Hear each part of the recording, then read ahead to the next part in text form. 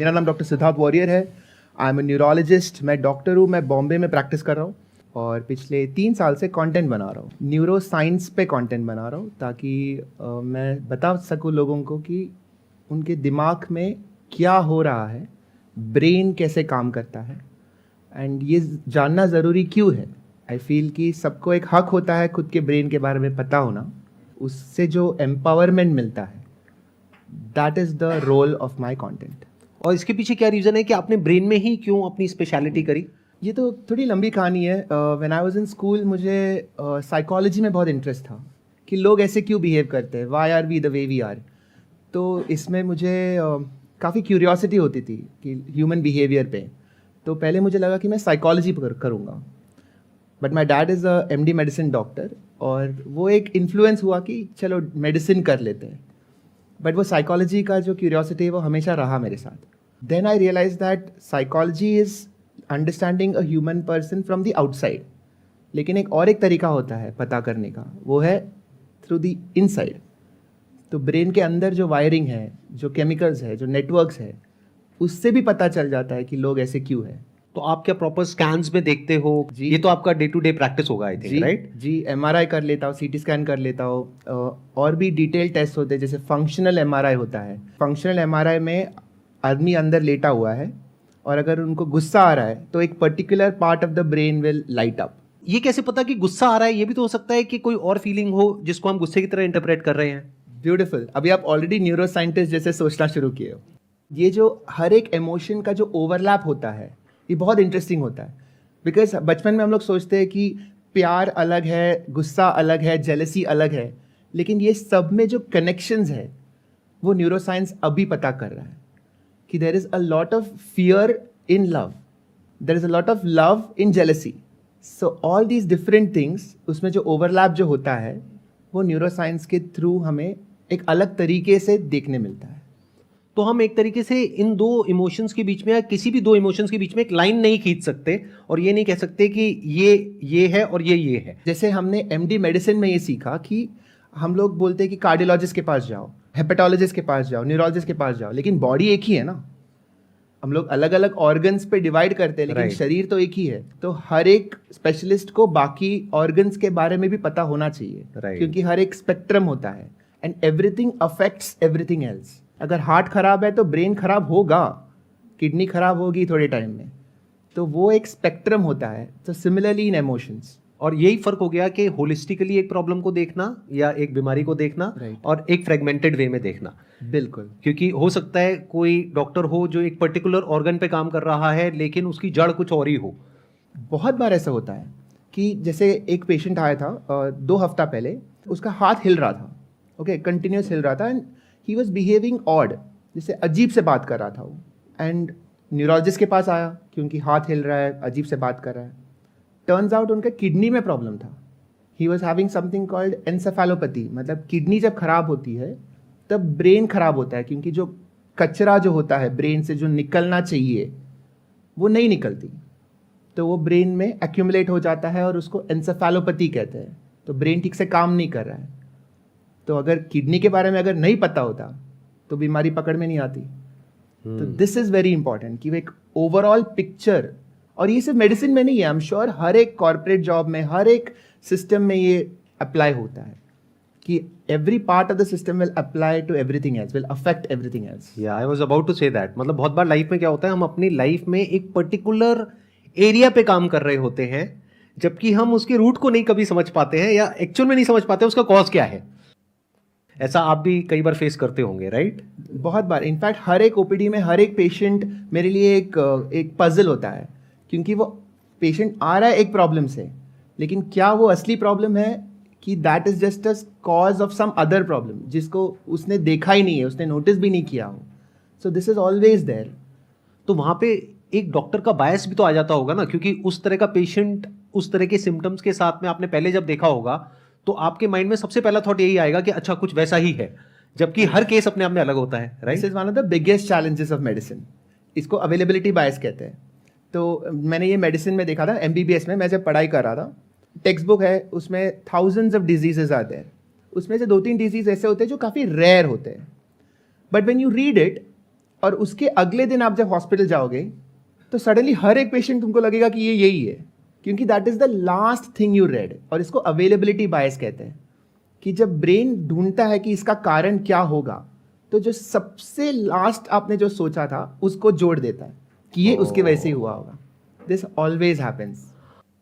हम लोग जिससे भी मिलते हैं, we look for ourselves in that person. Relate करने की कोशिश रिलेट करते हैं, करने की कोशिश क्योंकि तभी समझ आएगा, नहीं तो हम एक अननोन टेरिटरी में चले जाएंगे and we will start getting scared, right? Exactly. क्योंकि समझ ही नहीं आएगा कि हो क्या रहा है. एग्जैक्टली. जो इन्फॉर्मेशन हमारे पास आई उसको प्रोसेस करके फटाफट से कहीं किसी कंपार्टमेंट में या डिपार्टमेंट में फिट करेंगे, हाँ, जिससे कि हमको समझ आ गया कि ये क्या है. चाहे नहीं भी आया, बट वो जैसे- फीलिंग आ गई कि हाँ मुझे समझ आ रहा है क्या हो रहा है. I know, I am in control. I know. मतलब वो एक फीलिंग आ जाती है कि चलो, if I am in that position, this is how I will do it. Now मुझे समझ में आ गया. एक्चुअली समझ में आ गया कि नहीं वो अलग बात है, बट वो एक Right. फीलिंग आ जाता है कि मुझे समझ में आ गया. और शायद यहाँ पर फेथ का, बिलीफ का, इन सब का रोल देखा जाए तो आ जाता है. फॉर एग्जाम्पल किसी इंसान ने ताबीज पहना हुआ है, हाँ. जो हम कहने को ये भी कह सकते हैं कि वो अंधविश्वास है, लेकिन उस ताबीज की वजह से अपनी ब्रेन में वो सेफ फील कर रहा है, सिक्योर फील कर रहा है, तो हो सकता है उसकी लाइफ एक सही डायरेक्शन में जाने लग जाए. उस ताबीज की वजह से नहीं, but because of that thought कि मैं सेफ हूं, तो वो एट ईज हो गया. 100%. जैसे एक बच्चा है, रो रहा है, जैसे ही मम्मी रूम में आ गई रोना बंद हो गया. अभी वो अगर समझो वो बच्चा एक्चुअल डेंजर में था, the mother might not have been able to do a lot, लेकिन उसके दिमाग में वो एक कामनेस आ जाता है कि चलो ये है, अभी नाउ आई एम सेफ. अगर if the mother is not there, लेकिन मम्मी ने एक लॉकेट दिया है और वो बंदा पहन रहा है वो लॉकेट, तो वो साइकोलॉजिकल कनेक्शन अभी भी हो सकता है कि चलो, in my mind my mom is there with me. तो that can give you enough calmness to do the actual work. तो मैं हमेशा सोचता हूँ कि रिलीजन और स्पिरिचुअलिटी का एक बहुत ही बड़ा हिस्सा है फेथ. आप किस पे फेथ कर रहे हो is secondary to do you have faith at all. Faith आज के ज़माने में एग्जाम देना ये इंपॉर्टेंट है कि नहीं, हमारे ब्रेन को कैसे पता? क्योंकि एवोल्यूशनली एग्जाम करके कुछ था नहीं. तो you are telling your brain कि एग्जाम इंपॉर्टेंट है, बट ब्रेन देख रहा है कि अगर मैं नेटफ्लिक्स देखूं तो मुझे एंटरटेनमेंट मिलेगा, मुझे मजा आ रहा है. और मजा आना इज अ गुड थिंग, क्योंकि मजा आने के लिए एवोल्यूशन ने काफी कुछ किया है. हाँ, मतलब किसी को मजा आया था तभी आप यहाँ बैठे हो.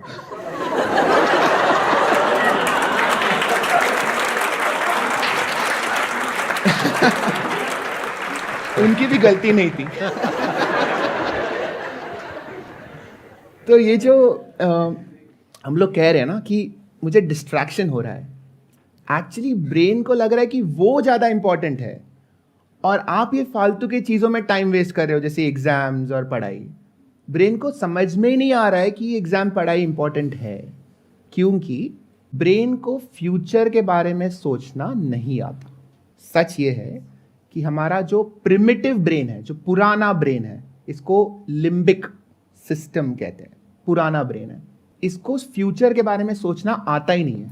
इसको सिर्फ अभी के बारे में सोचना आता है, अभी का, आज का, इधर का, इमीडिएट. Immediate. अभी क्या थ्रेट है, क्या डेंजर है, या क्या प्लेजर क्या है. प्लेजर है. बस. आज मैं पढ़ाई करूंगा, 4 साल में डिग्री मिलेगी, 10 साल में जॉब मिलेगी, फिर मैं अच्छा गाड़ी खरीद, वो सब मतलब हम बोलते हैं, लेकिन फंडामेंटली तुम्हारे लिम्बिक सिस्टम में वो घुसता नहीं है, वो समझ में नहीं आता उसको. और आपका सारा जो इंस्टिंक्टिव डिसीजंस होते हैं, इमोशनल डिसीजंस होते हैं, ये सब लिम्बिक से आ रही है. तो जो इवॉल्व्ड ब्रेन है, जो अभी अभी आया है, 10, 15, 20 हजार साल में आया है, बल्कि अभी पढ़ाई आया. लिखाई देखा जाए तो अभी 50-100 साल में आई है. पढ़ाई तो अभी अभी आया है, बट जो इवॉल्व्ड ब्रेन है, that is the one that is logical, that can look into the future, plan कि अच्छा मुझे ये बनना है, ये बनना है. बट आप एवोल्यूशनरीली देखोगे तो limbic system is like your great grandfather, और तुम्हारा जो सबसे इवॉल्व्ड पार्ट है दैट इज अ इन्फेंट, बच्चा है वो. तो कोई भी बच्चा ग्रेट ग्रैंडफादर को नहीं बता सकता कि ये करो. This is how you are born, you are born with this inequality. तो एक चांस ही नहीं है. But as you keep growing, हमारा इवॉल्व पार्ट, जिसको PFC कहते हैं, उसका फुल फॉर्म है प्री फ्रंटल कॉर्टेक्स, जो if you tap your forehead, उसके जस्ट पीछे जो पार्ट है, that is the most evolve part. As you keep growing, इसी को मैच्योरिटी कहते हैं, कि prefrontal cortex becomes stronger and stronger. It develops the capacity to tell the limbic system कि ये करो, ये नहीं करो. और वो स्ट्रांग कैसे होता है? Through experience, through knowledge, through life. इसी को मैच्योरिटी कहेंगे कि जैसे टाइम बढ़ता है, यूजुअली 25 years मानते हैं, एब्स्ट्रैक्ट है, बट 25 साल की उम्र में प्रीफ्रंटल कॉर्टेक्स इवॉल्व हो जाता है. तब तक तो इनकी लाइफ की धज्जियां उड़ जाएगी.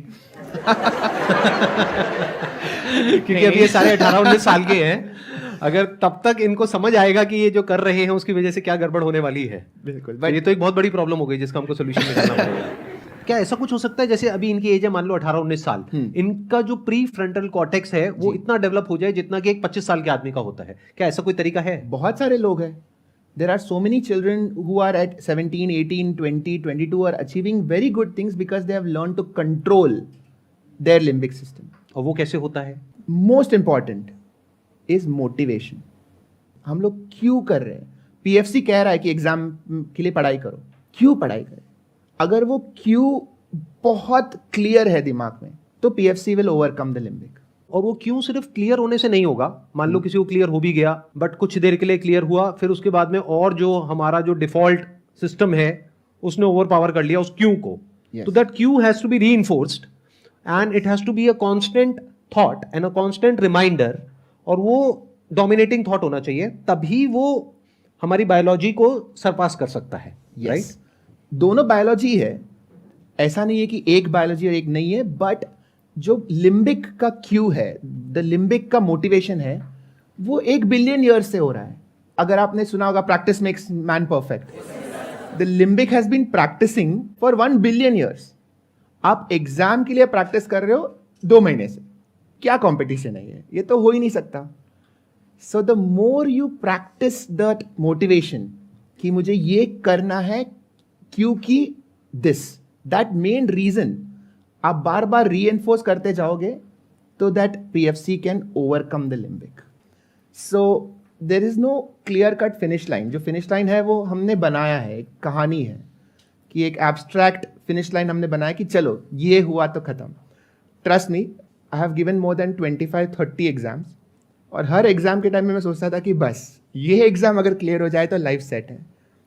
बट वो नहीं होता, बिकॉज एग्जाम के बाद you are still struggling. There is a new struggle. There is always a new struggle. But ये उसी को समझ आता है जो उसको अचीव कर लेता है. Exactly. हाँ. क्योंकि मैं जब 12th में था, MBBS फर्स्ट ईयर में था, मुझे लगता था कि ये अगर एग्जाम क्लियर हो जाए तो I am done. But that is not true. अभी मैं कॉन्फिडेंटली बोल सकता हूँ कि ऐसा नहीं है. नहीं, बट 2 अलग अलग प्रॉब्लम्स हो गई. एक हो गई हैप्पीनेस प्रॉब्लम, एक हो गई survival problem. Happiness problem is कि हमें ये लगता है कि ये करके मैं खुश हो जाऊंगा, तो खुश तो कभी होते ही नहीं. Happiness is an illusion. Scam है पूरा का पूरा जो आपको बेचा जा रहा है. कहने का मतलब है एक है happiness problem which is a very big problem in itself. वो है उन लोगों के लिए जिन्होंने वो पा लिया है जो वो पाना चाहते थे, और उनके पास में एक रीजनेबली कंफर्टेबल लाइफ है. अभी एक बार को उस डिपार्टमेंट को छोड़ देते हैं.